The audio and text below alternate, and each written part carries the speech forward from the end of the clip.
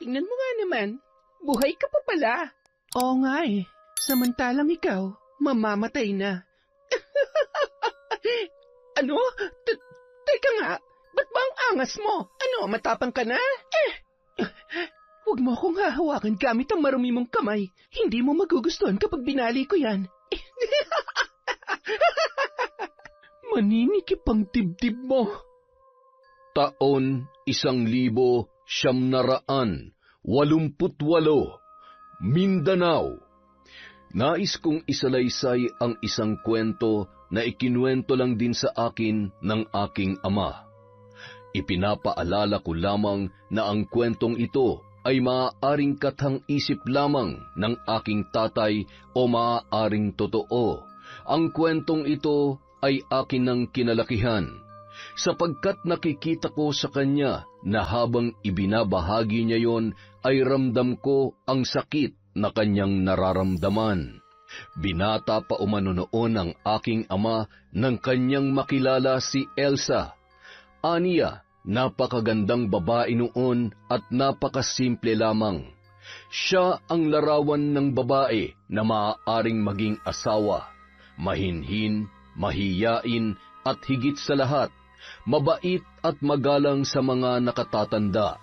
Hindi rin siya dumadalo sa mga sayawan o galaan na madalas ginagawa ng mga kabataan noon.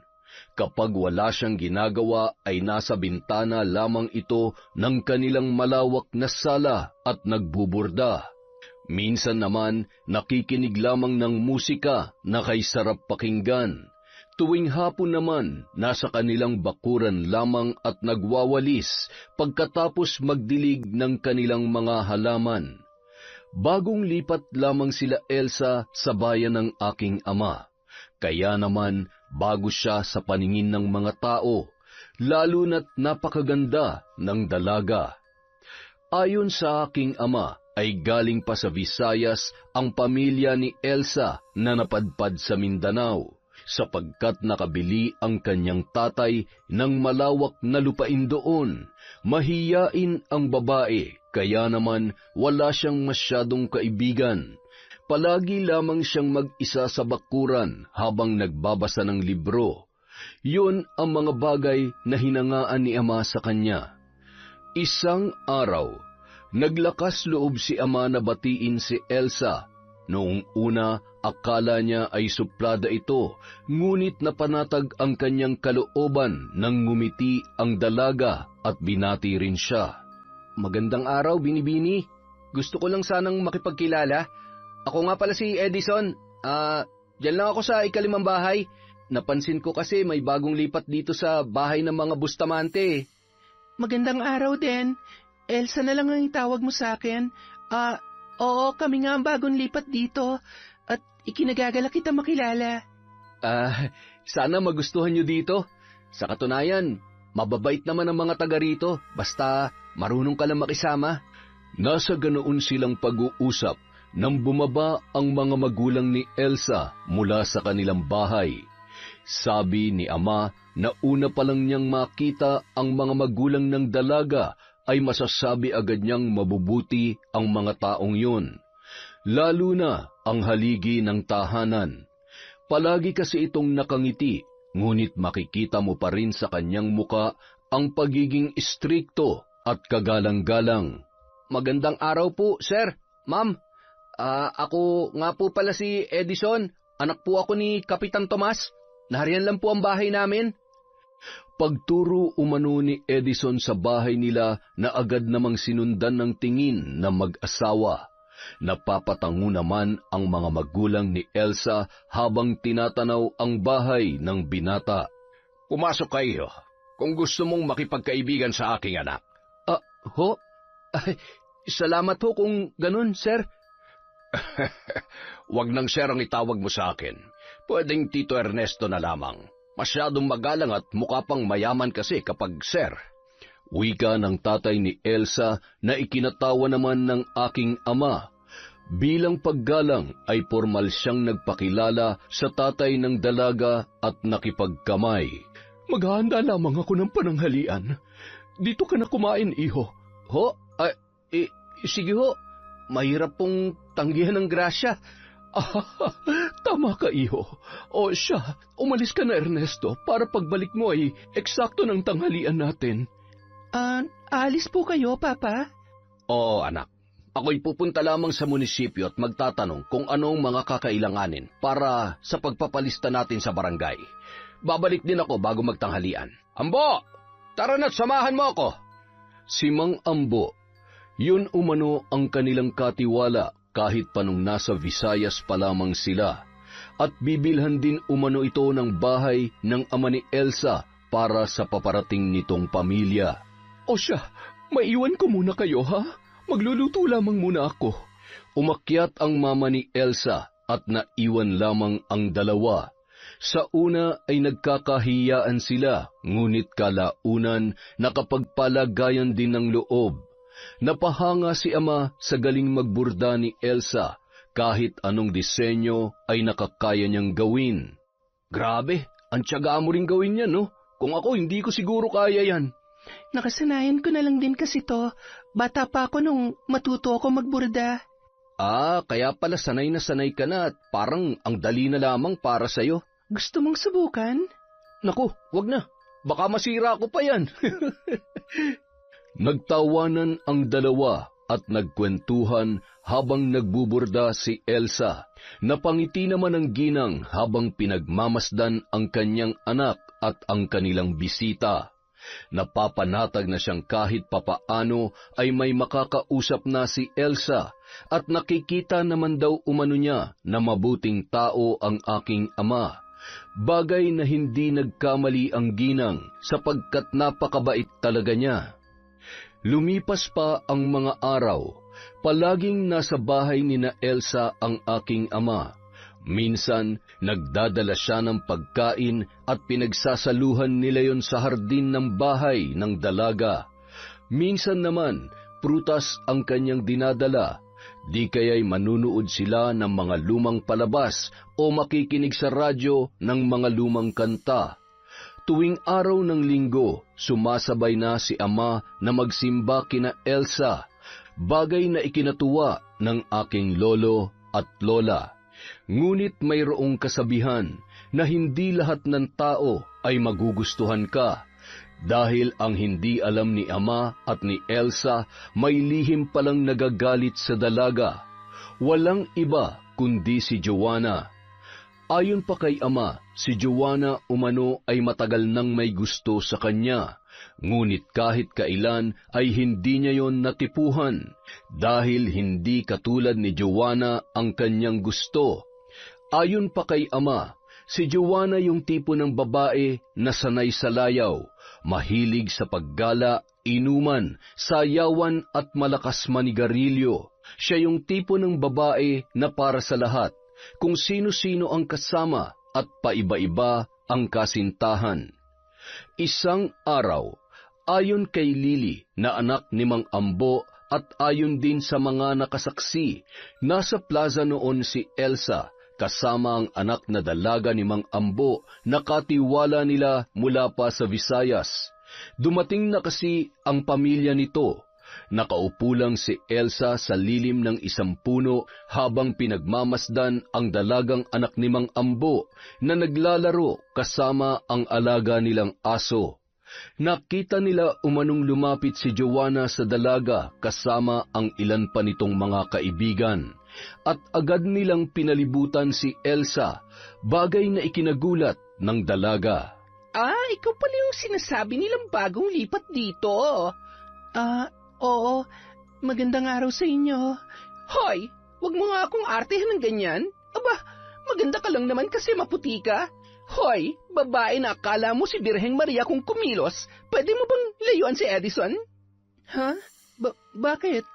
Ano mo ba si Edison? Anong-ano ko si Edison? Narinig niyo ba yung sinabi niya? Ha?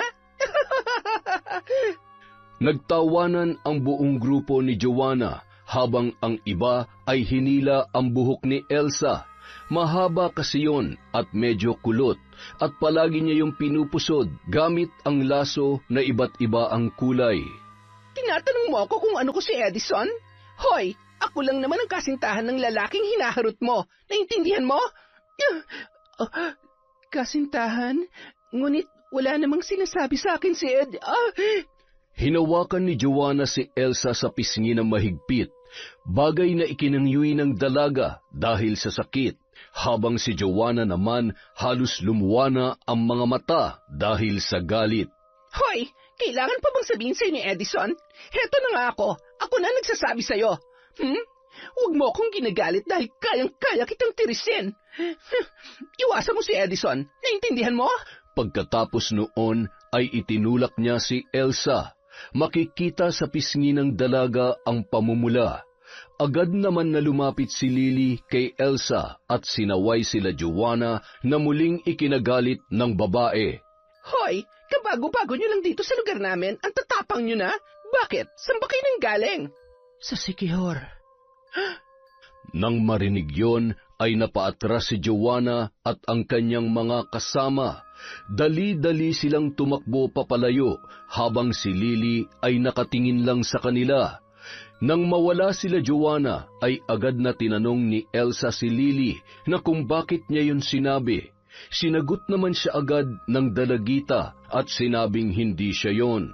Hindi man sabihin ni Lily kung sino, ay alam na ni Elsa kung sino ang nagsalita.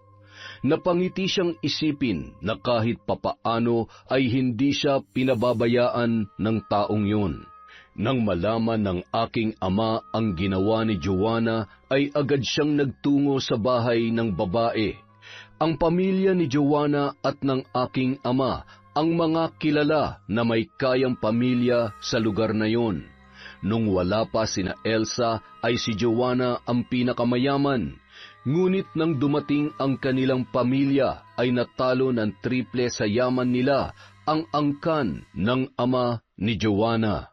Ganun pa man, napakasimple lamang ng kanilang pamilya at napakabuti ng kanyang mga magulang. Oh, Edison, nadalaw ka.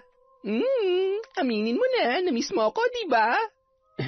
Bitawan mo nga ako. Bakit? May problema ba? Pwede ba, Joanna, tigilan mo ng pagkakalat na tayong dalawa? Una pa lang, alam mo nang hindi ikaw ang tipo ko. Nagbago ka lang naman dahil sa Elsa na yan eh. Alam mo namang matagal na ako may gusto sa'yo. Ay, ano ka ba naman? Ilang beses ko bang isasaksak dyan sa utak mo na hindi kita gusto? Matagal ko nang sinabi sa'yo yan. Tumigil ka na, sinisira mo ang diskarte ko eh. Kailan ka ba titigil? Sawang-sawa na rin ako sa kasasabi sa'yo ng kung ano-ano. Hanggang nabubuhay ako. Ay nako, baliw ka na talaga. Oo, baliw ako. Kaya hindi ako titigil hanggat hindi ka nagiging akin, Edison. Ano bang ayaw mo sa akin? Tinatanong mo pa, lahat na lang pinatulan mo. Wala kang karapatang saktan ako. Sana matauhan ka na tigilan mo na ako. Kahit wala si Elsa, hindi pa rin kita magugustuhan dahil hindi ikaw ang babaeng pinapangarap ko. Hindi na ako makikiusap sa'yo. Tigilan mo na ako. Edison, bumalik ka! Walang ibang babaeng nararapat sa'yo kundi ako! Edison! Edison! Makalipas ang ilang buwan, umakyat na ng ligaw ang aking ama kay Elsa. Hindi siya tinutulan ng mga magulang ng dalaga. Magalang umano na umakyat sa tahanan ng dalaga ang aking ama, bagay na hinangaan ng kanyang mga magulang. Marami siyang ginawa para lang makamit ang natatanging sagot ng dalagang kanyang iniirog. Tumulong si ama na magsibak ng kahoy, mag-igib ng tubig at magdilig ng mga halaman nina Elsa. Na kay Elsa na kasi ang lahat. Hindi niya na kailangan ng material na bagay, kaya naman ang gawaing bahay ang naisip ni ama na ibigay sa dalaga. 6 na buwan niyang sinuyo si Elsa hanggang sa dumating na rin ang oras na sinagot siya nito. Nang marinig niya ang pinakamatamis na oo ng babaeng pinakatatangi, pakiramdam ni ama ay siya na ang pinakamasaya at maswerteng lalaki sa buong mundo. Nabalitaan naman ni Joanna ang tungkol sa relasyon ni na Elsa at ni ama na naging dahilan para bumugso ang kanyang galit. Sinabi niya sa kanyang mga kaibigan na hindi siya makakapayag na maagaw ni Elsa ang aking tatay. Kinausap niya ang mga kasama na abangan si Elsa. Tuturuan daw umano nila ng leksyon para magtanda ang dalaga. Isang araw, nakita nila si Elsa kasama si Lily na papaalis ng bahay. May dala yung basket na tila mamamalengke. Sumakay sila ng pampasadang padyak na siya maghahatid sa kanila sa bayan. Wala kasi umano noon ang sasakyan ni na Elsa. Dinala yun ng kanyang ama sa munisipyo. Sinundan nila ang dalawa at nang makarating sa bayan ay hinintay nilang makababa sina Elsa at Lily. Nang magbayad na ang dalawa ay pinaandar na ng kaibigan ni Joanna ang kanilang sasakyan na jeep. Pagtapat sa dalaga ay agad nila itong hinablot. Sinampal si Lily dahilan para ito ay mahilo. Ang mga nakakita naman ay agad na nagtungo sa munisipyo para ipaalam ang pandurukot na naganap. Pagsapit ng gabi, nasa bahay na si Lily. Nag-aalala ang lahat para kay Elsa dahil hanggang ngayon ay hindi pa rin yun nakikita. Naroon din si ama sa bahay ng dalaga at nag-aalala. May bahagi sa kanyang isip na nagsisisi siya na hindi niya sinamahan ang kanyang kasintahan. Natatakot siya na baka may nangyari ng masama sa dalaga. Nasa ganoon silang pag-aalala nang sumigaw si Mang Ambo na nasa labas ng bakuran si Elsa.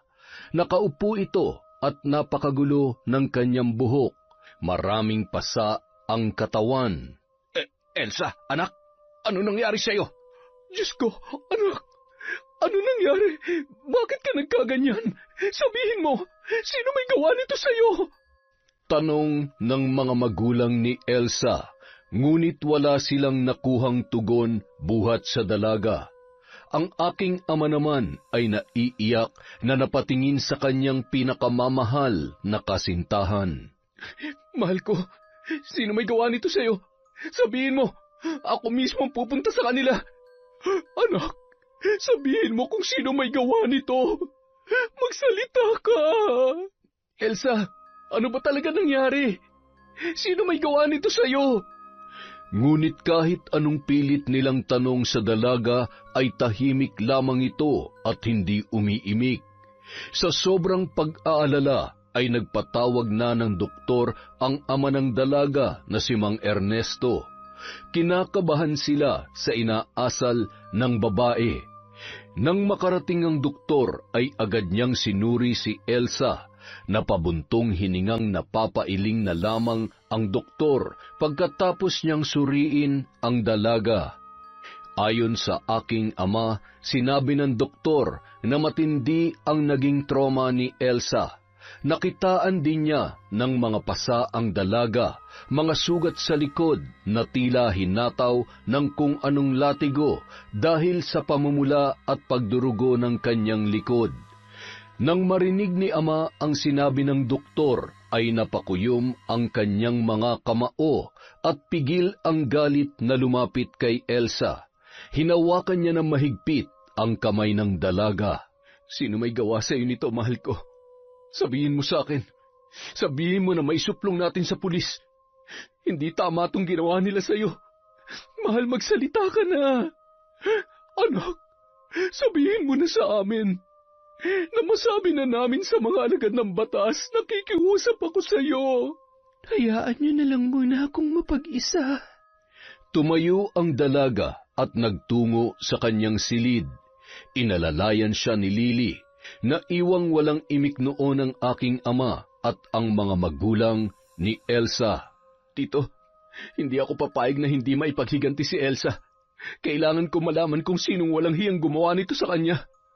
Iho, kailangan ko rin makita ang mga walang hiyang yon at pagbabayarin ko sila. Uuwi po muna ako. Kakausapin ko si ama. Babalik po ako. Gusto kong mabantayan si Elsa kung ayos lamang po sa inyo. Walang problema, iho. Nagpapasalamat ako para dyan. Maraming salamat. Umalis noon ang aking ama para kausapin si Lolo tungkol sa nangyari kay Elsa. Agad namang pumayag si Lolo at sinabing kinabukasan ay kanyang pakikilusin ang kanyang mga tao. Kasalukuyan pang inaalam ng mga taga-munisipyo ang nangyari, ngunit wala pa umano silang nakukuhang magtuturo sa gumawa noon sa dalaga. Ayon kay Lolo, nakatakip umano ang muka ng mga salarin at kasalukuyang hinahanap ang sasakyang ginamit sa pagdukot. Nagpasalamat naman si Ama kay Lolo at nagpaalam na doon muna matutulog sa bahay nila Elsa para mabantayan ang dalaga. Kinagabihan, habang tahimik ang buong kabahayan, biglang nagsisigaw si Elsa. Nagising naman si Lily at ang aking ama. Nakahiga siya sa sofa na nasa loob ng silid ng dalaga, habang si Lily naman nakahiga sa maliit na kama sa may bintana sa gilid ni Elsa.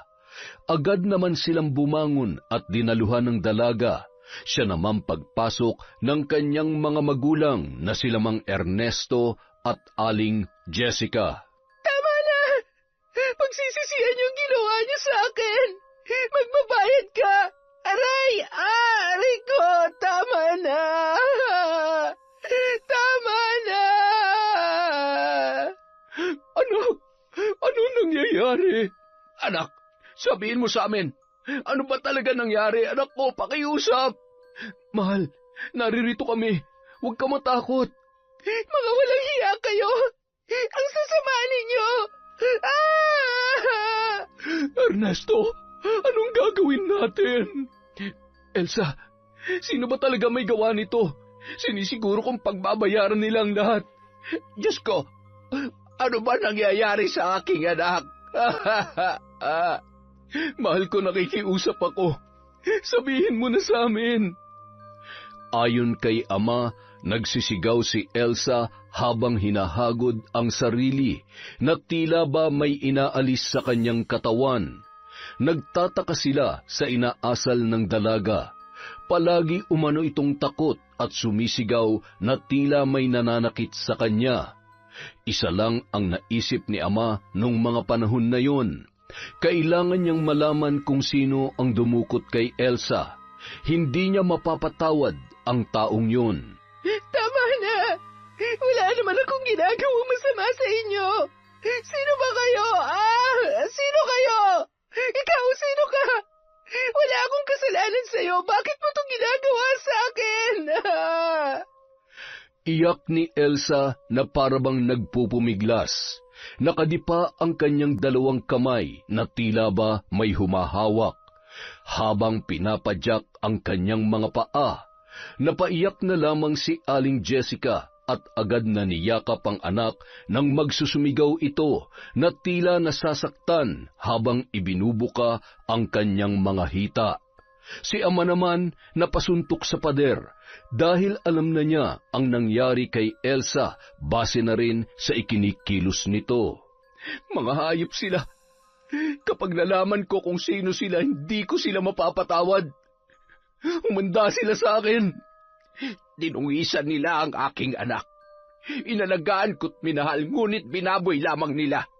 Magbabayad sila sa kanilang ginawa. Edison, anak, mag-isip ka ng mabuti. Hindi na kasing linis ng tubig ang aking anak, tita. Hindi yan ang mahalaga sa akin. Mahal ko ang anak niyo at pakamamahalin ko siya habang ako'y nabubuhay. Hindi kabawasan sa kanyang pagkataong nawala sa kanya. Hindi yan ang minahal ko. Kaya magbabayad sa akin ang sino mang gumawa nito sa kanya. Napaiyak na lamang ang ina ni Elsa. Ayon sa aking ama, tunay, wagas at dalisay ang pagmamahal niya sa dalaga. Sa nangyari sa kanyang kasintahan ay mas tumindi pa ang kanyang pagmamahal at panibugho naman na makapaghiganti. Nagpatuloy ang paghihirap ni Elsa. Naging bangungot ang karanasan ng dalaga para sa kanya. Tila isang panaginip na mag-uudyok sa iyo na wag nang matulog dahil sa takot na kanyang nararamdaman. Maririnig ang dalaga na palaging sumisigaw, na parabang mayroong kinatatakutan. Paulit-ulit lang ang eksenang kanyang ginagawa na tila ba inilalarawan at ikinukwento kung ano ang nangyari sa kanya. Isang araw, Tumungo si ama sa munisipyo para alamin ang takbo ng kanilang pinapahanap. Ngunit tila ba ilap sa kanila ang hustisya. Pakiwari niya ay may pinagtatakpan ang punong bayan ng lugar na yon, kaya hindi mahuli ang salarin. Kahit ang kanyang ama na aking lolo ay nagsasabi na tila pinagtatakpan ng munisipyo ang karahasang nangyari kay Elsa. Ngunit ayon pa kay lolo, hindi natutulog ang hustisya. Hindi man sa paraang legal, pero tiyak na makakamit ng mga salarin ang karma na nasa paligid lamang, naghihintay ng tamang pagkakataon. Makalipas ang ilang araw, sa nalalapit na pagtatapos ng taong 1988, nagpasya ang pamilya ni Elsa na umuwi muna sa kanilang probinsya para magpahinga hanggang sa gumaling ito. Babalik na lamang sila kapag maayos na ang dalaga. Gusto pa sanang sumama ng aking ama, ngunit sinabi ng tiyo Ernesto na kung sasama siya ay sino ang mag-aasikaso sa paghahanap sa mga nakagawa ng kasalanan sa dalaga. Elsa, mahal ko, magpagaling ka. Pinapangako ko sa iyo, bago ka makabalik, siguradong naparusahan na may kagagawan nito. Ani ni ama habang hawak ang kamay ng kanyang pinakamamahal na nobya. Ngunit ang isa umano sa nagpapagulo sa kanyang isip ay ang sinabi ni Lily sa kanya. Huwag kang mag-alala, may gaganti para sa kanya. Mag-iingat kayo palagi. Kailangan po kayo ni Elsa. Napaisip si ama kung ano ang ibig sabihin ng sinabi ng dalaga. Bukod sa kanila ng tatay ni Elsa, sino pa ang maaaring maghiganti para sa kanyang kasintahan? Hinatid na lamang niya ng tingin ang papalayong sasakyan. Isang araw, habang nasa munisipyo si ama, ay nakita niya magkausap ang magulang ni Joanna at ang punong bayan. Mukhang seryoso umano ang pag-uusap nila dahil nasa pribadong silid na napapalibutan ng mga salamin. Sa silid rin na yon ginagawa ang mahalagang usapan. Nasa ganoon siyang tagpo nang may biglang magsalita sa kanyang likuran. Hi, Edison. Ang tagal nating hindi nagkita. Kumusta ka na? Oh, ba't natahimik ka? Ay, siya nga pala. Kumusta na yung kasintahan mo? Nasaan na pala siya? Hoy, magsalita ka naman. Ba't di ka umiimik? Huhulaan ko, naririto ka para alamin ang takbo ng paghahanap nyo sa dumukot sa kanya. Ganun ba? Malabo pa sa hamog na makita nyo sila. May kinalaman ka ba sa nangyari? Ha? Ano ba yung sinasabi mo? Nambibintang ka ba? Hindi. Ba't ka nauutal? Sa bagay, lahat ng kasamaan may kalakip na karma. Hindi ba? Malalaman din yan pagdating ng panahon. Kusang ang mga hayop na yun na maglalantad sa mga sarili nila. Taga-Sikihor pa naman si Elsa.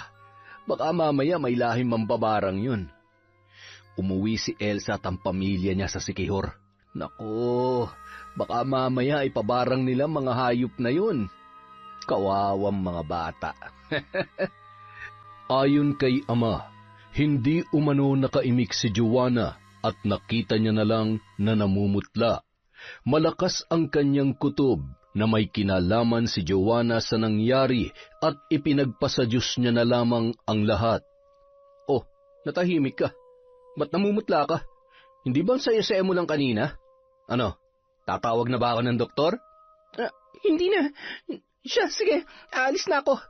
Mukhang matatagalan pa si Papa sa pakikipag-usap kay Mayor. Naiinip na ako. Diyan ka na. Nagmamadaling umalis si Joanna at hindi niya na nilingon pa ang aking ama. Sa isip niya may araw din ang masasamang loob. Hindi man nakikita ng batas kung sino ang may kagagawan noon, ngunit alam ng Diyos kung ano ang totoong nangyari. Bahala na lamang ang Panginoon sa kanila. Ilalabas din daw umano ng karma ang kanyang hatol sa mga taong yon. Ilang araw ang lumipas, mailap talaga ang hustisya para kay Elsa. Mayaman ang kanilang pamilya, ngunit hindi ito ganoon kaimpluwensya sa ama ni Joanna, na tila ba ito na ang nagiging mayor ng bayan. Hindi rin kasi mayabang ang magulang ni Elsa, simple lamang kung mamuhay sa kabila ng kanilang kayamanan. Nalungkot si ama dahil tila ba wala siyang nagawa para sa kanyang kasintahan. Ngunit naging masaya naman siya sa pagbabalik ni Elsa. Napakaganda ng dalaga, ngunit mas lalo pa yung gumanda at masaya siya dahil napakasigla ng babae, na tila ba walang nangyaring masama sa kanya. Nakangiti ito na sinalubong siya. Napansin ni ama na kakaiba ang ngiti ni Elsa nung panahong yun. Maganda ang kanyang itsura, pero mababakas ang katapangan at katatagan. Elsa? Mahal, Diyos ko, kumusta ka na? Nakabalik ka na pala? Parang kaalis mo lang pero masaya akong makita kang muli, mahal ko. Nandyan na ba sila, tito? Ang dami mo naman tanong. Masaya rin ako makita kang muli, mahal ko. Wika ni Elsa na ikinakunot noon naman ni ama. Tila ramdam niya na may kakaiba sa kanyang kasintahan. Pakiramdam niya parang ibang tao ang kanyang kaharap, bagay na di na lang pinansin ni ama at ipinagsawalang bahala na lamang niya ang pakiramdam na yon. Niyakap niya ng mahigpit si Elsa. Kahit pakiramdam niya ay may kakaiba sa babae, pinili pa rin niyang paniwalaan ang tibok ng kanyang puso. Kumusta ka na? Magaling ka na ba? Tanong ni ama nang sila'y magkahiwalay mula sa pagkakayakap. Napatingin pa umano si Elsa sa mga kasamahan nila sa bahay, mga tinginan na may malalim na kahulugan. Ngunit gaya ng nauna ay ipinagsawalang bahala na naman yon ng aking ama. Oo, mahal ko. Ikaw, kumusta ka? Mukhang ilang araw kang hindi nakatulog Tama ka, mahal ko. Nag-alala ako sa'yo. At dagdagan pa na hindi ko pa nahahanap ang mga nanakit sa'yo. Napatingin si ama sa kamay niya nang hawakan yon ni Elsa. Napangiti naman ang dalaga na nakatingin sa kanya. Medyo nagulat pa si ama sa paraan ng pagtitig ni Elsa. Hindi na kasi ito kasing banayad at kasing panatag tulad noong huli silang magkita. Sabi ni ama, kapag tunay kang nagmamahal sa isang tao, ay malalaman mo talaga umano kung may kakaiba sa kanya. At muli yung ipinagsawalang bahala ni ama dahil baka naninibago lamang siya. Huwag mo nang alalahanin yon, mahal. Ako nang bahala sa kanila. Anong ibig mong sabihin? Ang ibig kong sabihin, ako nang bahalang magdasal para usigin sila ng kanilang konsensya. Malakas ako sa Diyos, mahal. Hayaan mong ang Diyos na magparusa sa kanila, mahal. Pero kapag nabigyan ako ng pagkakataong makaharap sila, hindi ako mag-aatubiling basagin ang mga mukha nila. Salamat sa pagmamahal mo. Napakabuti mong tao. Pero hayaan mo na sila. Ayaw ko madungisan ng mga kamay mo dahil sa kanila. Ipaubaya mo na sa mga dasal ko ang lahat. Makikita mo, makakamit din nila ang karma. Alanganing napatango si ama nung gabing yon. Nakikita niya sa mata at ngiti ni Elsa ang larawan ng ibang tao. Mas tumibay ang kanyang kutob na maaaring hindi si Elsa ang kanyang kaharap sapagkat ilang beses niyang sinimplehan ng tingin ang mga taong nasa paligid niya sa tuwing sila ay nagkakatinginan. Para umanong may nililihim ang pamilya, isang lihim na hindi pa man umano napapatunayan na totoo ay nais na niyang ungkatin. Nasa ganong pag-iisip si ama nung mga sandaling yun, nang magulat siya sa paghawak ni Elsa sa kanyang balikat. Napatingin pa siya sa kamay ng dalaga dahil pakiramdam niya hindi ang minamahal niya ang may-ari ng kamay na yon. Mukhang malalim ang iniisip mo, mahal. May problema ba? Mainam pa na. Magpahinga ka na muna sa inyo. Alam ko na pagod ka na. Sige na. Buti pa nga siguro. Babalik ako mamaya. Magpapahinga lang ako sandali, ha? Ikaw rin, mahal, magpahinga ka na. Mukhang napagod ka pa sa biyahe mo eh. Kita na lang tayo mamaya, ha? Saad ni ama sabay nagpaalam sa magulang ni Elsa. Napangiti naman ang mga ito at tinapik pa siya ni Mang Ernesto sa balikat. Malapit na natin makamit ang hustisya, iho. Huwag ka mag-alala. Napatingin naman si ama kay Mang Ernesto na hindi tumitingin sa kanya. Napangiti na lamang siya at tinapik din ang balikat ng matanda. Saka muling nagpaalam. Napalingon pa siya nang siya ay makalabas sa bakuran. Ngunit biglang kumabog ang kanyang dibdib nang siya ay mapatingin kay Elsa. Sabi pa ni ama, si Elsa ang kanyang nakikita, ngunit hindi niya ito nararamdaman. Kinabukasan, namasyal sina Lily at Elsa sa bayan para mamili ng mga gagamitin sa loob ng bahay. Ang asawa sana ni Mang Ambo ang aalis, ngunit mapilit si Elsa na siya na lamang, at sinabing handa na siyang makita ang mga tao na may ginawang kasalanan sa kanya. Sa bayan, habang namamalengke sila ay nakita nila si Joanna kasama ang 4 na lalaki at 4 na babae. Nagkatinginan sila ni Lily, saka nagkatanguan. Tingnan mo nga naman, buhay ka pa pala. Oo nga eh, samantalang ikaw, mamamatay na. Ano? Teka nga, ba't ba ang angas mo? Ano, matapang ka na? Huwag mo akong hahawakan gamit ang marumi mong kamay. Hindi mo magugustuhan kapag binali ko yan. Maninikip ang dibdib mo. Tila tumigil ng bahagya ang mundo ni Joanna at napaluhod dahil sa sobrang sakit ng kanyang dibdib. Ang mga kasama naman niya ay napaatras nang tingnan sila ni Elda. Maging sila ay nagulat sa biglaang pagbabago ni Elsa. Matatakutin kasi ito at mahina, kaya madali nilang nagawa ang masama nilang binalak. Ngunit ang Elsang kaharap nila ngayon ay ibang-iba. Matapang at mabalasik ang anyo. Naaalala niyo ba kung paano niyo pinahirapan ang mukhang ito? Mga hayop kayo! Hindi man kayo mahuli ng batas, pero sinisiguro ko sa inyo na ipadadala ko kayo sa impyerno. Ilang sandali pa, napaubo si Joanna nang bumalik ang kanyang paghinga.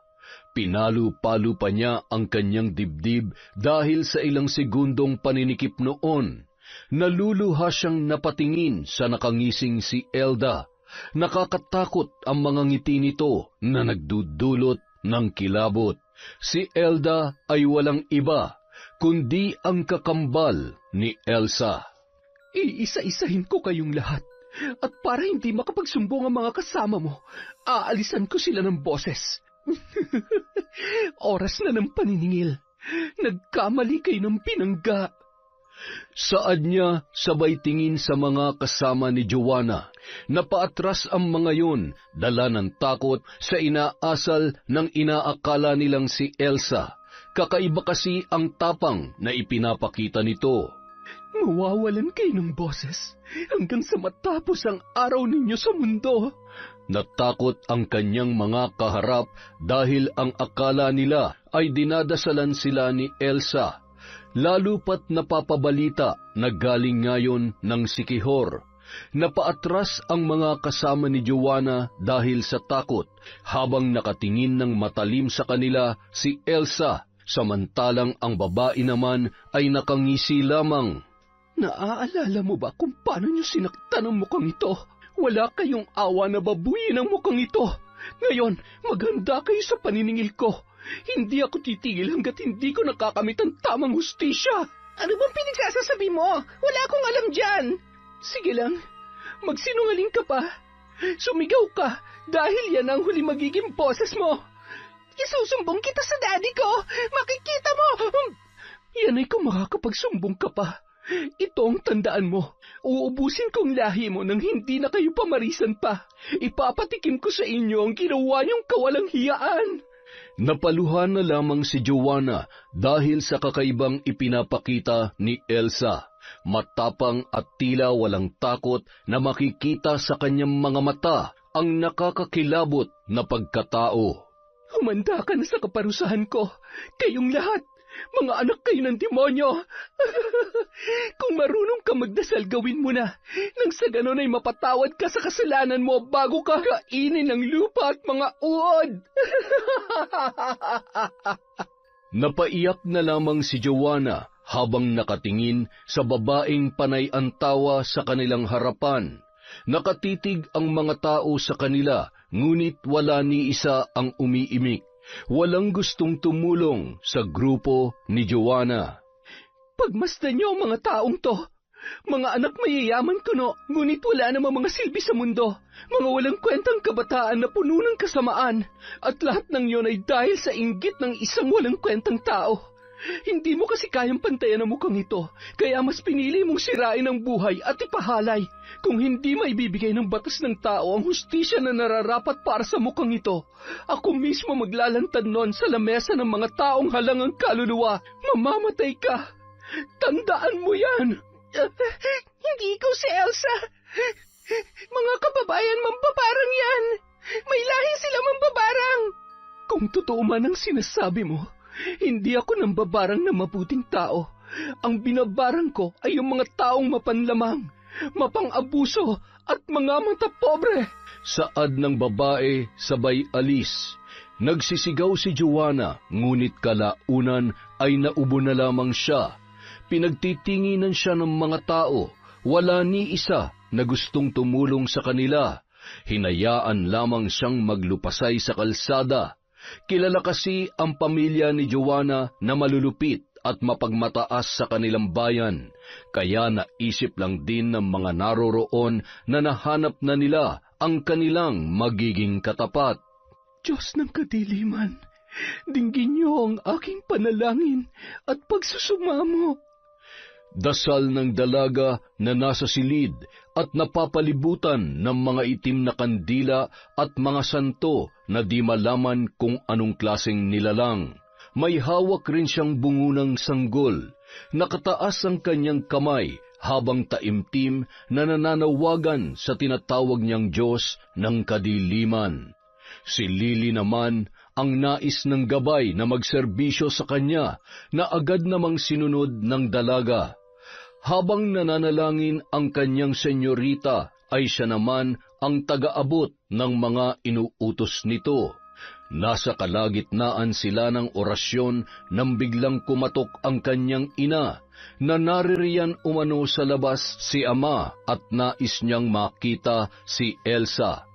May nakapagsabi kasi sa bayan na kung gaano katapang si Elsa na harapin sila Joanna, hindi naman makapaniwala si ama sa kanyang narinig. Sige po, susunod ako. Pakisabing nag-aayos lamang ako. Sige anak. Pinauna ni Elda si Lily. Nang makalabas ang dalaga ay agad niyang sinabi kay ama na palabas na si Elsa. Ngunit para sa aking ama ay hindi na ito ang kanyang kasintahan. Nararamdaman niya na ibang tao na ang lalabas ng silid. Alam niya dahil kabisado niya kung paano ang reaksyon ng mata ni Elsa kapag natatawa ito o nakangiti. Kabaligtaran ng babae na nakikita niya ngayon. Hindi nagtagal ang paghihintay ni ama dahil lumabas na ang dalaga. Nang sila ay magkita, napangiti siya at niyakap ang babae. Naramdaman ni ama na tila ba may kulang sa mga yakap ni Elsa na walang iba kundi ang pagmamahal. Pasensya ka na, mahal. Nag-ayos pa ako. Wala yun. Kahit hindi ka naman mag-ayos, para sa akin ay ikaw pa rin ang pinakamaganda sa lahat. Salamat, mahal. Dahil palagi mo akong pinapasaya. Sana palagi kang gabayan ng Panginoon dahil napakabuti mong tao.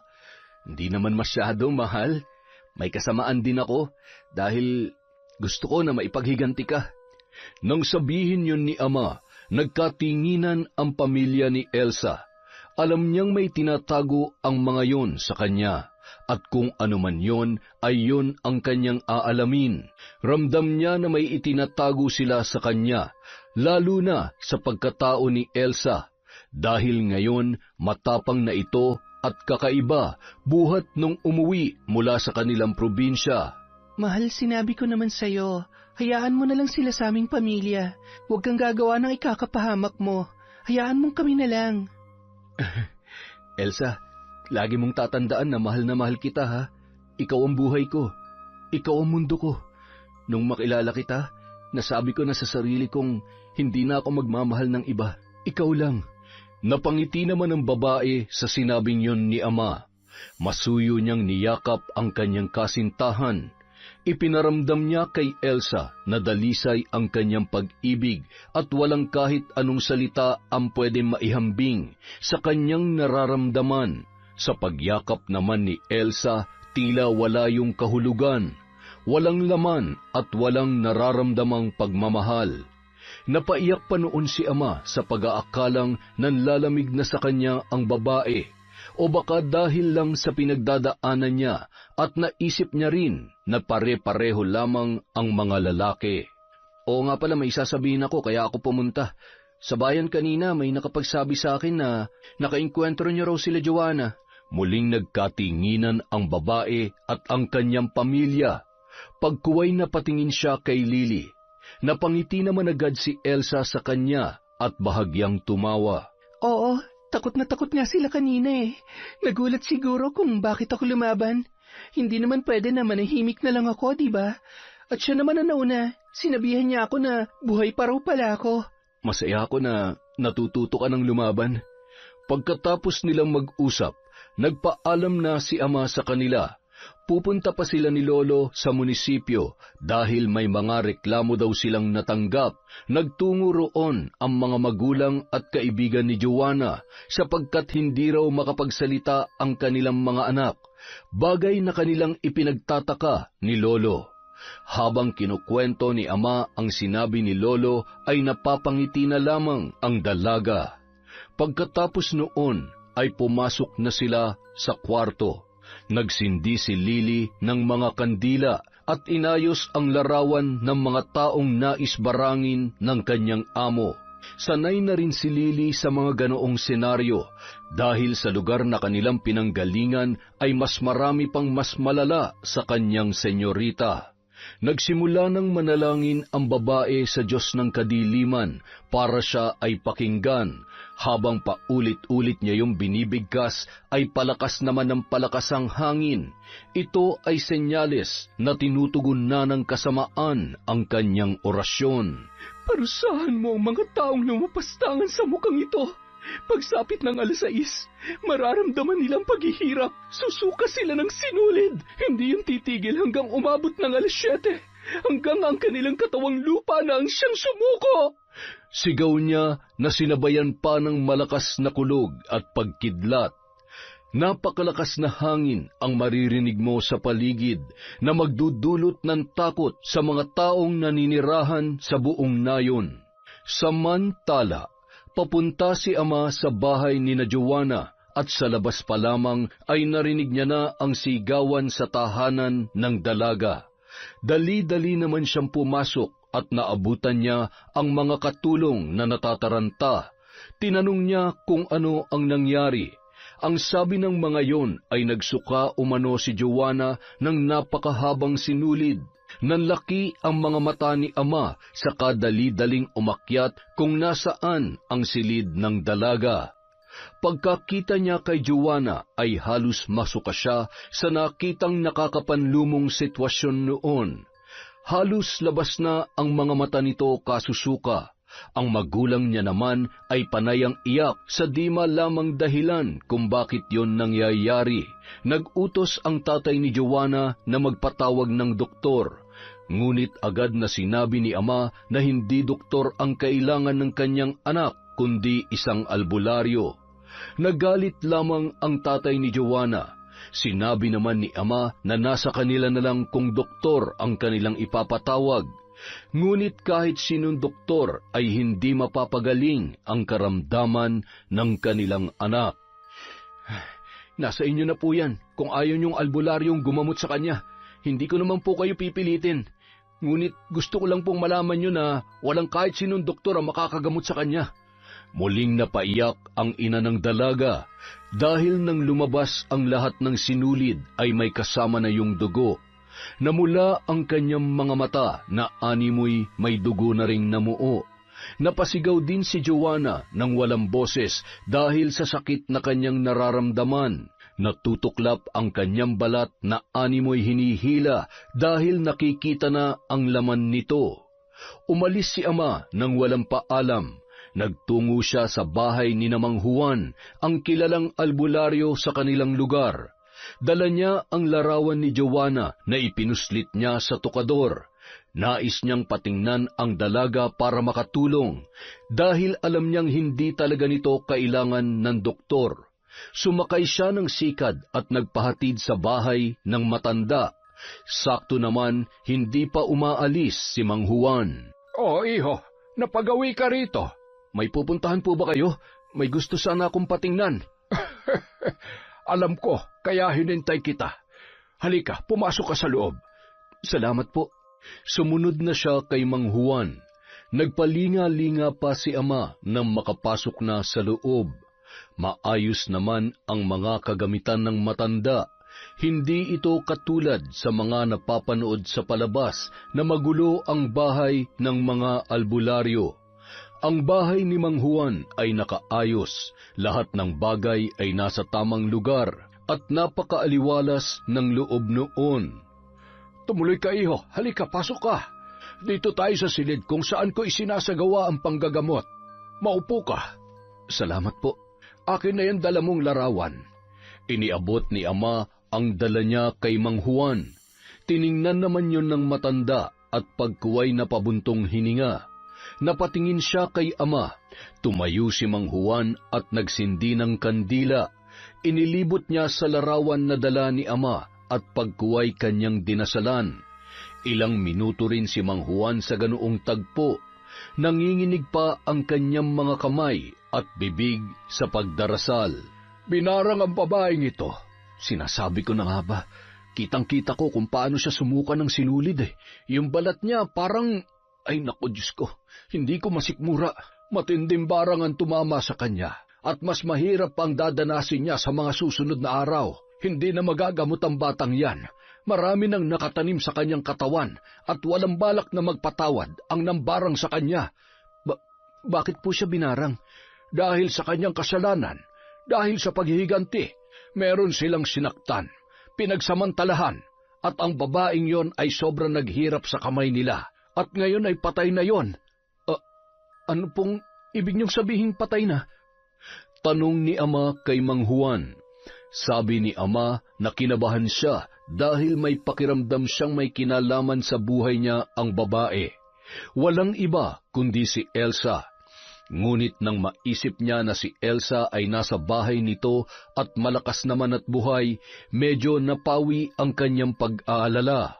Ay, mas mabuti pang samahan mo ako sa bahay ng mambabarang nang malaman mo ang nangyari, yung totoong nangyari. Nag-aalangan man ay sumunod si ama. Naglakad lang sila sapagkat sabi ng matanda ay malapit lang naman ang bahay na yon. Napakamot pa si ama ng ulo dahil mahigit 20 minutos silang naglakad. Napailing pa siya habang sinasabi kay Mang Juan na malapit nga raw, bagay na ikinatawa ng matanda. Natawa na rin lang si ama, ngunit napawi ang kanyang ngiti nang sabihin ni Mang Juan na narito na sila sa bahay ng mambabarang. Nanlaki ang kanyang mga mata habang pinagmamasdan ang kalye, saka lamang sumagi sa kanyang isip na kabisado niya ang kalyeng yun. Kinabahan siya nang nilingon ng dahan-dahan ang bahay at sinabing, "Bahay nila Elsa yan ah." Tama ka, at nariyan sa loob ang mambabarang. Ilang sandali pa, kumatok siya sa tarangkahan. Nanlaki naman ang mga mata ni ama nang buksan ni Mang Ambo ang gate at binati pa siya nito. Nariyan ba ang iyong mga amo? Nais ko silang makausap. Saad ni Mang Juan, pinapasok naman sila nito sa bakuran at sinabing maghintay muna saglit at ipapaalam lang kay Mang Ernesto na naunawaan naman ng matanda. Habang ang aking ama na kahit anong oras ay pwedeng pumasok sa bahay, ay tila ba wala sa loob na naghintay sa labas. Anak, narito si Mang Juan. Kilala siya sa lugar na ito na isang mahusay na albularyo. Ganun po ba? Papasukin niyo po siya. Pumasok na ang matanda. Nang makita ni ama ang dalaga, ay agad siyang lumapit at yumakap sa kanyang kasintahan. Nagulat man ay yumakap na rin si Elda, habang napapatingin sa mga kasama sa bahay. Mahal, naparito kami ni Mang Juan dahil naririto daw ang mambabarang sa loob ng bahay ninyo. Edison, Huwag niyo ho siyang biglain. Maupo tayo. Naupo sila sa sala ng tahanan. Magkatabi sina ama at Elda. Hawak niya ang kamay ng dalaga, habang ang babae ay matama lamang na nakatingin sa kanya. Nabaling lamang ang atensyon nila nang magsalita na ang matanda. sabihin mo na sa kanya ang katotohanan. Karapatan niyang malaman yon. Anong katotohanan?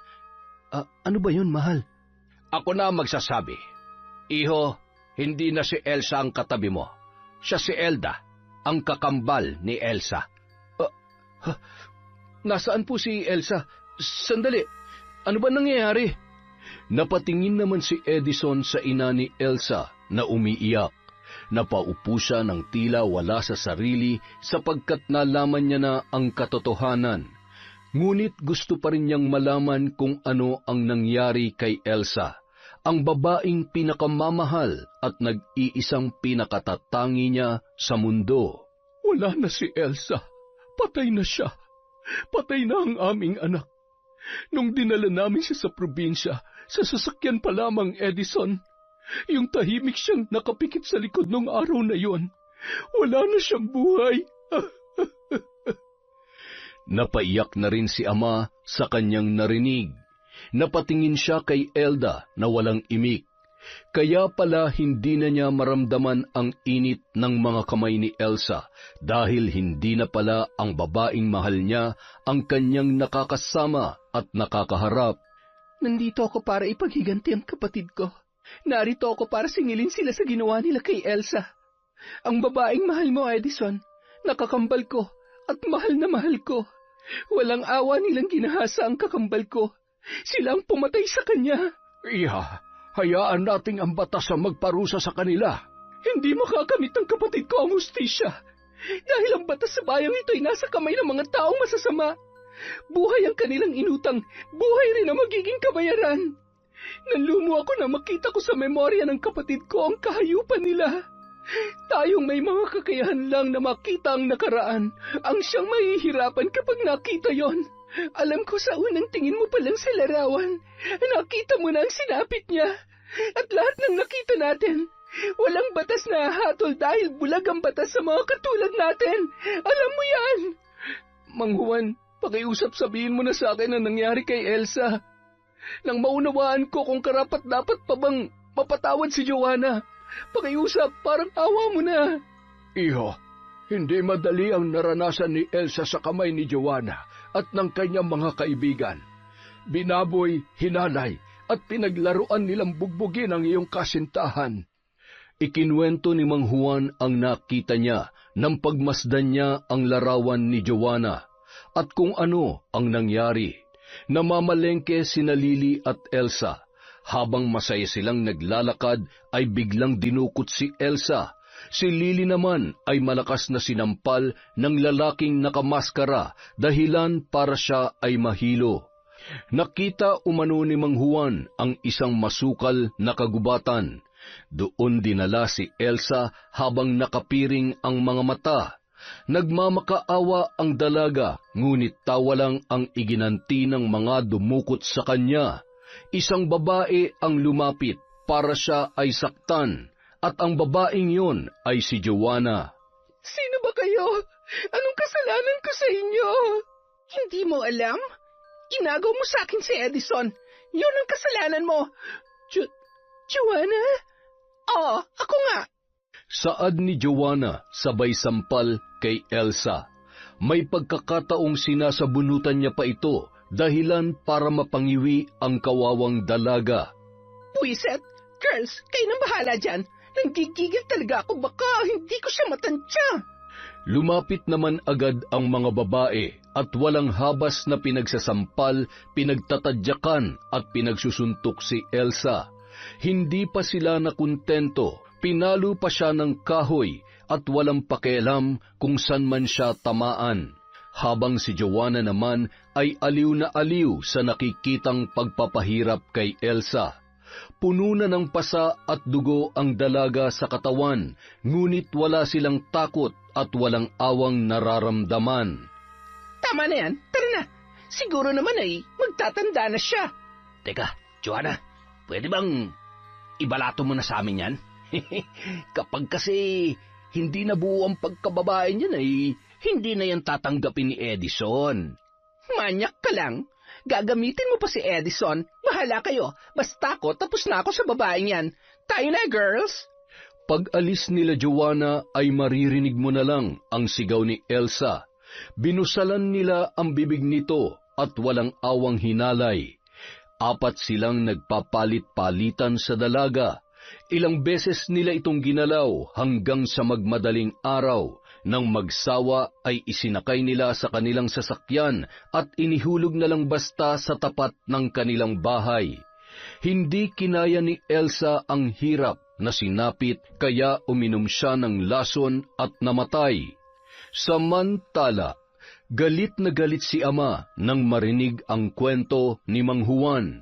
Naisuntok niya ang kanyang kamao sa sahig dahilan para yun ay magdugo.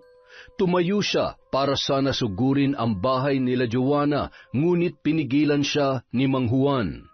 Iho, maghunos dili ka. Baka ikaw pa makapatay doon. Mas mainam nga po na ako nang makapatay sa kanila. Mga hayop sila. Napakasama nila. Anong kasalanan sa kanila ni Elsa? Papatayin ko silang lahat. Edison, huwag mo nang tungisan ang iyong mga kamay. Hayaan mong ako na maningil para sa mahal nating si Elsa. Ipaubaya mo na sa akin ang lahat. Ipapalasap ko sa kanila ang lupit na mundo. Kayo naman po, pumunta kayo sa kanilang bahay. Ipaalam niyo sa kanila ang ganti ng kakambal ng kanilang pinatay. Alam kong masama ang gagawin ko. Ngunit sa ganitong paraan lamang namin makakamit ang hustisya para sa kakambal ko. Nauunawaan kita. Sige, hindi ko gagawin ito dahil nakikipagtulungan ako sa kasamaan. Gagawin ko ito para kay Elsa. Umalis na lamang si Mang Juan habang si ama ay naiwan sa bahay nina Elsa. Hawak-hawak niya ang larawan ng dalaga habang umiiyak. Sinabi ni Elda kay Lily na alagaan muna ang aking ama at siya ay mananalangin lamang sa silid. Napatango naman si Lily at pumasok na rin si Elda para simulan ang ritual para sa mga taong pumatay sa kanyang kakambal. Samantala, nagpunta si Mang Juan sa bahay ni na Joanna. Sa daan pa lamang ay nabalitaan niya nang namatay na ang mga kaibigan nito ng sabay-sabay. Naging malaking balita yun sa kanilang baryo at naging usap-usapan na may ginawang kasalanan ang mga lalaking kasama ni Joanna dahil na rin tila nagkasugat-sugat ang pribadong parte ng kanilang katawan. Oh Juan, naparito ka. Nabalitaan ko nangyari kay Joanna. Ilang doktor na ang sumuri sa kanya, ngunit wala silang makitang sakit sa katawan ni Joanna at lahat sila ay sumuko na. Mabuti at nasabihan ka ni Jose. Si Jose? Hindi si Jose ang nagpapunta sa akin dito. Hindi kami nagpang-abot sa bahay. Sa katunayan ay si Edison ang nagpapunta sa akin. Maaari ko bang makausap ang iyong anak? Nandoon siya ngayon sa kanyang kwarto. Pumunta sa silid ni Joanna si Mang Juan at halos masuka na sa sinapit ng babae. Puro sugat ang katawan nito. Matindi ang paghihirap. Halos butot balat na rin at mistulang bangkay na buhay. Napailing siya dahil kahit gamutin niya ang dalaga ay tiyak na hindi niya matatalo ang mambabarang. Halos lahat ng mga kakilalang mambabarang ni Elda ay nagsanib puwersa na para parusahan ang dalaga. Mistulan na siyang bangkay. Hindi ko alam kung bakit nangyayari sa kanya ito. Binarang ang anak ninyo. Binarang? Ngunit bakit? Napaiyak ang ina ni Joanna nang marinig ang sinabi ni Mang Juan. Mahirap paniwalaan, ngunit yun lang ang tamang salita na maglalarawan sa kalagayan ng kanilang anak. Alam mo kung bakit, Mr. Salvador. Kahit gamutin ko siya ay hindi papayag ang mga mambabarang na mabuhay siya dahil sa kasalanang ginawa ng anak mo. Alam mo yan. Nag-iisa lamang namin siyang anak na babae. Dapat lang naming kung hindi niyo sasabihin sa mga pulis ang totoong nangyari, uubusin kayo ng mambabarang. Matindi ang galit nila sa pagkawala ng taong pinatay ng anak ninyo at ng kanyang mga kaibigan. Pinatay? Anong pinatay? Walang Tinawag ni Mang Juan si Elda na pumasok sa katawan ni Joanna at tumugon naman ang dalaga. Nagulat na lamang ang mag-asawa nang biglang magbago ang muka ng kanilang anak. Maraming tila ugat-ugat sa pisngi nito at maitim ang labi habang nanlilisik ang mga mata. Pagkatapos noon ay nagsalita ng mga bagay na hindi nila maintindihan. Hindi mo ba nalalaman ang ginawang kasamaan ng iyong anak? Sila ang mga mambabarang na pinapatawan ng kamatayan ng anak mo. Buhay ang inutang, buhay din ang magiging kabayaran. Magkano ba ang kailangan mong pera? Magbabayad kami! Hindi perang kailangan namin. Hustisya! Mga demonyo kayo! Pagbabayaran niyo ang kasalanan ng anak ninyo! Walang kapatawaran ang kanilang ginagawa. Ngayong gabi, ihahatid namin siya kay Satanas. Huwag kayong mag-alala. Hanggat walang hustisya, uubusin namin ang lahi ninyo. Kayong lahat! Parang awa niyo na. Huwag niyong idadamay ang iba kong anak. Wala silang kinalaman sa ginawa ng kanilang kapatid. Bukas, lalapit kami sa presinto. Sasabihin namin ang totoo.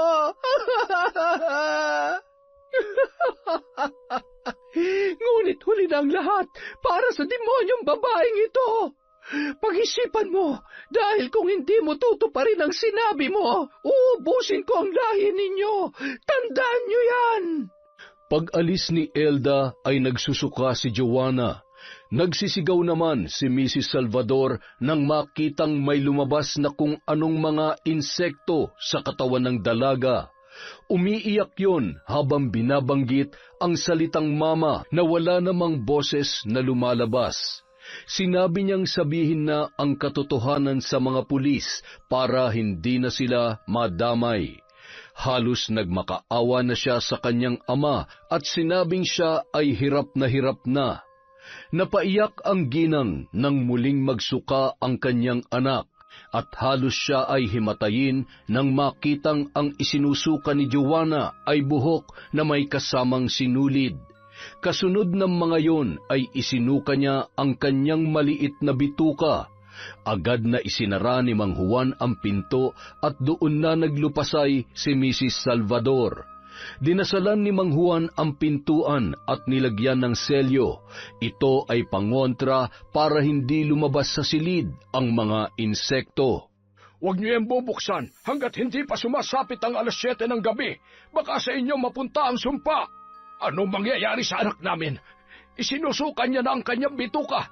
Felipe, pumunta na tayo sa mga pulis. Nakita mo na nangyari sa anak natin. Maaaring sapitin din niya ng iba mong mga anak. Dudungisan mo ba ang ating pangalan, Isabel? Mas mahalaga pa ba sa iyo ang pangalan mo? Paano kami ng mga anak mo? Matagal nang sira ang pamilya natin. Sa paggawa pa lang ni Joanna ng kasamaan, sira na ang pangalan mo. Kung uunahin mo pa rin ang sarili mo, ako na ang lalapit sa mambabarang at sasabihin ko sa kanya na sa iyo na lang ilipat ang barang at huwag na kaming idamay. Isabel! Tama na! Kung gusto mong mamatay, ikaw na lang. Alagaan mo yung lintik mong pangalan! At nagmamadaling umalis ang ginang. Padabog pa niyang sinara ang pintuan ng silid ng kanilang anak. Naiwang walang imik si Mr. Salvador habang si Mang Juan naman ay napapailing na lamang. Pagsapit ng 7:00 ay pumasok ang albularyo sa kwarto ni Joanna.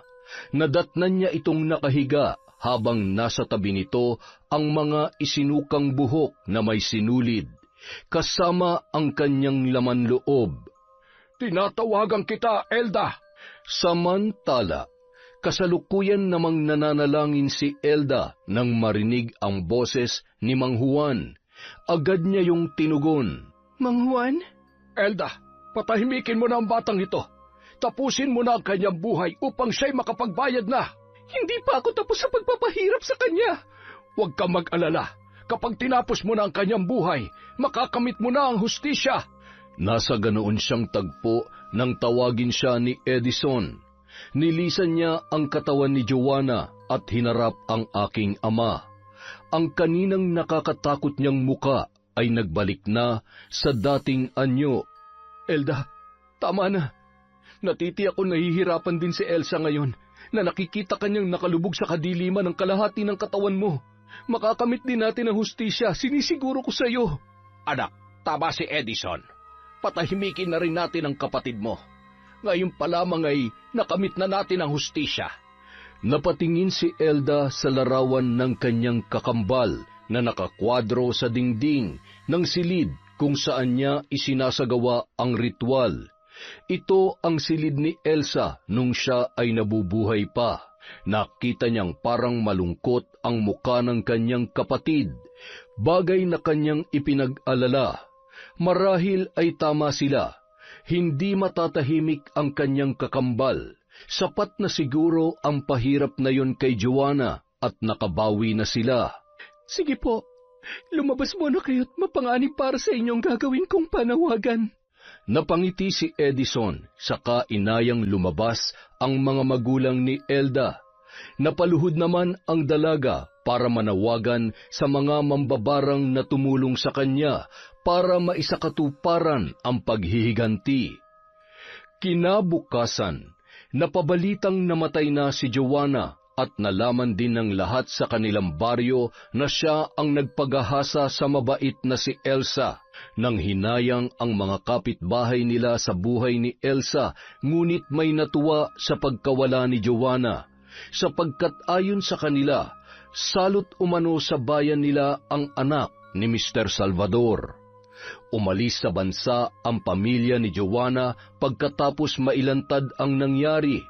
Nakulong si Mr. Salvador sa salang pagtatakip ng lihim sa ginawa ng kanyang anak.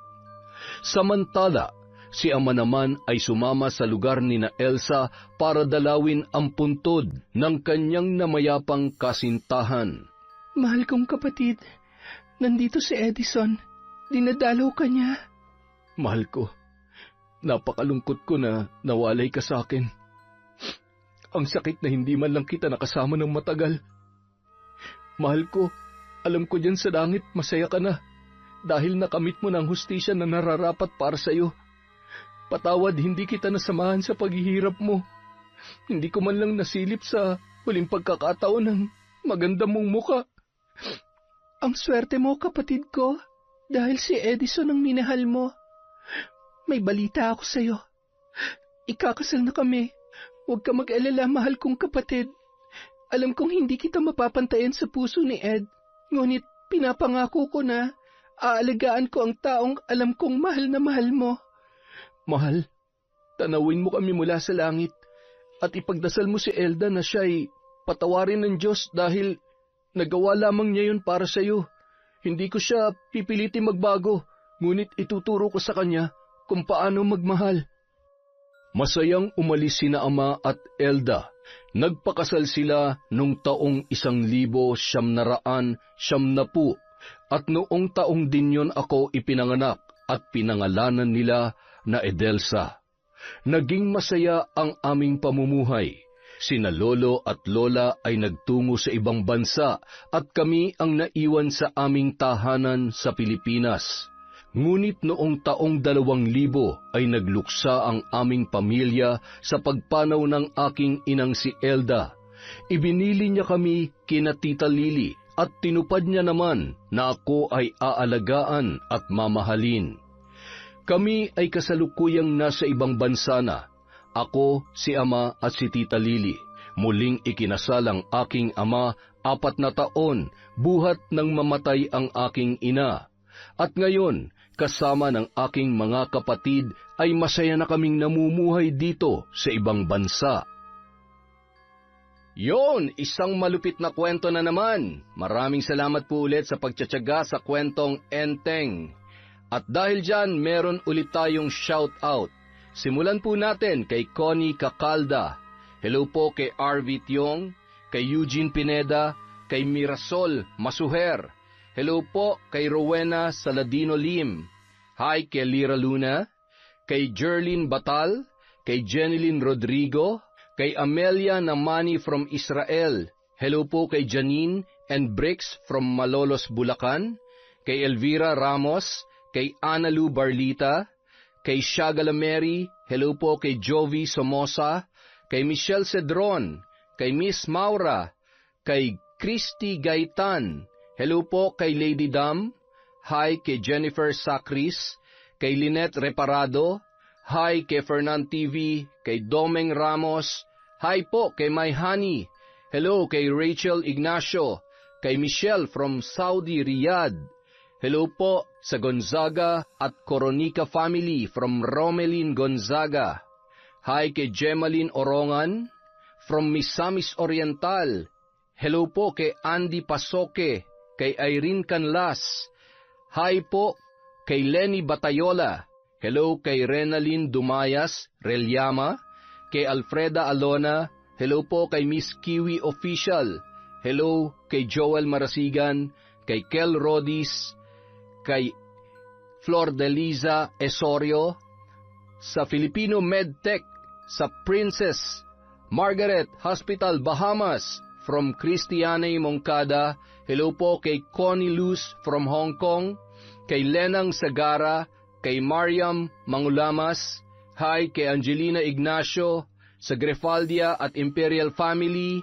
Hello po kay Elizabeth Dungka, kay Henry M. Bailon. Shout out kay Sarah Marco, Rena Shane at Razel. Hello po kay Eunice 2025. Hi kay Grace Kiambao, kay Maria Rosalie Galendez, kay Beth Mercado, kay Maricel Delfin. Hello po kay Kiarsa, kay Arceli Briones. Hi din po kay Sang O, kay Jobber Pangilayan. Shout out kay Venus Ravas, kay Marilyn Ichon. Hi kay Judith Fajardo, kay Jane Bautista, kay Ramil Fariolin, kay Catherine Fantinalgo. Hello kay Merlin Lagada of Camiguin, kay Manny Manjego, Lilian Ortiz, kay Lent TV2, kay Rosalinda Bogayong, Linda Lumage, Mabel, Miss Ireland Hot Babe. Hello po kay Monica Nieves, kay Vicky Abut, kay Wena Onsing, kay Jeneline Mix Vlog, kay Pasiano Guerrero, Mitze Boras, si Gabunan at Colin Pox Bangkilan. Hello din po kay Roslyn Jimenez, sa RGW ng Marulas, Valenzuela. Hi po kay Annalisa Saludar, kay Samantha at Charlie Cortezano, kay Maria Therese Alimios, kay Victor Alviar. Hello po kay Rose Baquel, kay Wildcats Kuting, Aida Paz, Heidi de la Cruz, kay Cesan de la Cruz. Hello po sa Ucom family from Leriza Abdul. Hi din kay Madi Abrera, Honey Austria, Merly Gaviola. Hi kay Glenda Panayas. Hello po kay May Megs. Shout out kay Jane Mitch Joy Saludo from Bacolor, Pampanga. Hi din po kay Asodisen Cerila.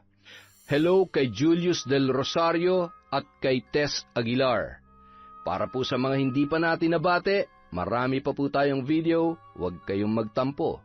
Maraming salamat po sa walang sawang pagsuporta sa Kwentong Enteng.